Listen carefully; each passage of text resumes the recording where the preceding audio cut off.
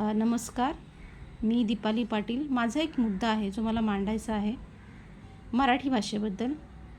आता सध्या जे चर्चेत आहे मराठी भाषेचं काम जे जोरात चालू आहे, मी खूप प्रसन्न आहे. राज ठाकरे सरांना माझा नमस्कार. आणि खरंच त्यांनी खूप खूप खूप मोलाचं काम त्यांनी केलेलं आहे. आणि असं वाटतं की दुसरे शिवाजी राजे पुन्हा परत आले. तर माझा मुद्दा असा आहे की आता आपण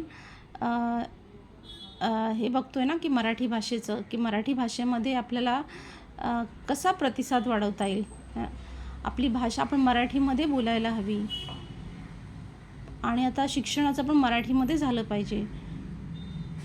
हे सगळं होताना अजून एक गोष्ट होते की आपण ऑफिसेसमध्ये सगळीजणं बहुतेक जणं जातो आणि तिथे आपल्याला सांगण्यात येतं की मराठीमध्ये बोलू नका, हिंदी किंवा इंग्लिशमध्येच बोलायचं.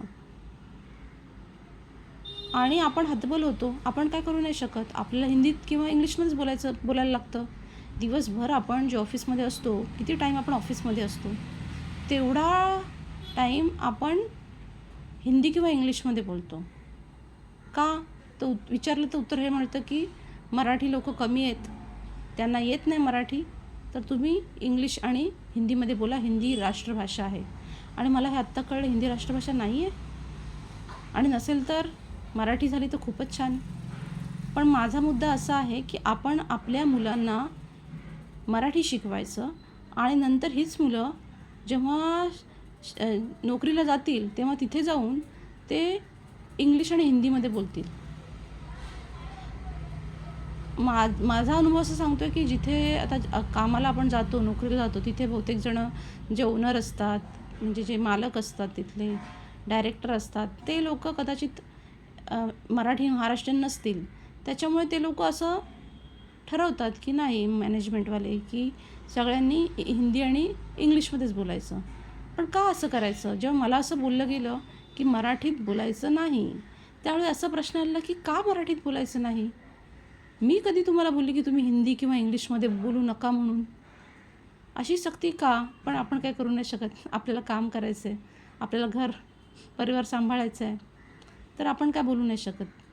पण माझी विनंती आहे, जे कोणी हा व्हिडिओ ऐकतायत आणि जर राज ठाकरे सरांच्या ह्याच्यामधल्या पार्टीमधलं कोण एक छोटा जरी म्हणजे खालचा ह्याच्यामधला पक्षामधला कोणीही जो ऐकत असेल, जर खालचा पक्षामधला म्हणजे खालचा असं नाही बोलत आहे मी, म्हणते लांबचा माणूस जो असं ऐकत असेल आणि जो कोण पोचू शकेल माझा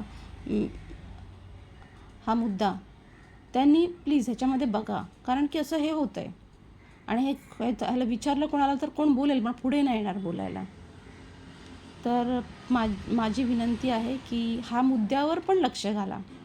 कदाचित हा मुद्दा उचलला गेला असेल पण तेवढं लक्ष नाही घातलं जात आहे, तर ह्या मुद्द्याकडे पण लक्ष द्या प्लीज. माझी अशी विनंती आहे.